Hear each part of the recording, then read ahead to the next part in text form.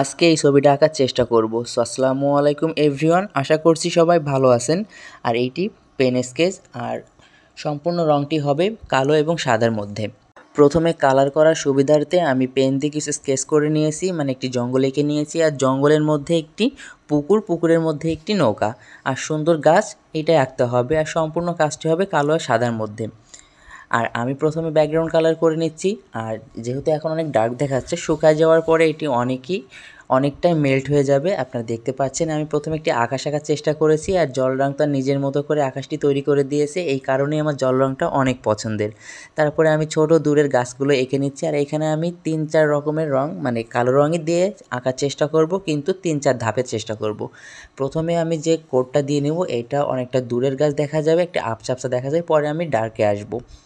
আর এইখানে গাছের পাতা আঁকার জন্য সবথেকে ভালো তুলি হচ্ছে নষ্ট তুলি। আমি এখানে ফ্যান ব্রাশটা ব্যবহার করেছি, কারণ ফ্যান ব্রাশ দিয়ে অনেক সুন্দরভাবে গাছের কাজটি কমপ্লিট করা যায়। প্রথমে আমি এই যে কালারটি দিয়ে নিয়েছিলাম, অনেকটা আফসা হয়ে গিয়েছে, মানে এইটা দূরের একটি পাতা দেখা যাচ্ছে। আমি আস্তে আস্তে তারপর ডার্ক কালারে আসবো। মানে প্রথমে আমি রঙটা পানি দিয়ে গুলিয়ে নিয়েছিলাম, সেটি অল্প রং ব্যবহার করেছিলাম, তারপরে আমি একটু বেশি রং ব্যবহার করে পানিটা গুলিয়ে নিয়েছি। আর এইভাবে আমি ধাপে ধাপে গাছগুলো কমপ্লিট করে নিব। আর আস্তে আস্তে একটি সুন্দর প্রতিছবি দেখা যাবে। তারপরে আমি ছোট গাছগুলো কমপ্লিট করে আমি বড় একটি গাছে চলে আসছি। আর গাছটা কমপ্লিট করার পরে দেখেন কতটা ওয়াও লাগছে। আর শেষমেশে আমি পুকুরের কাজটি করব, মানে পানির কাজটি করব।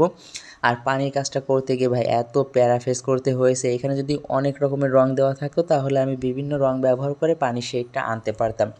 কিন্তু কালো আর সাদার ভিতর পানির শেডটা আনতে আমাদের এত কষ্ট হয়েছে। তারপর আমি নৌকাটা এঁকে নিয়েছি, ঘাস এঁকে নিয়েছি, আর সব শেষে আমার ছবি কমপ্লিট। সো কেমন হয়েছে সবাই জানাবেন, আশা করছি সবাই ভালো লেগেছে। আর যদি ভালো লেগে থাকে অবশ্যই একটু লাইক কমেন্ট শেয়ার করে দিবেন। আজকে এই পর্যন্ত, সবাই ভালো থাকবেন, টাটা।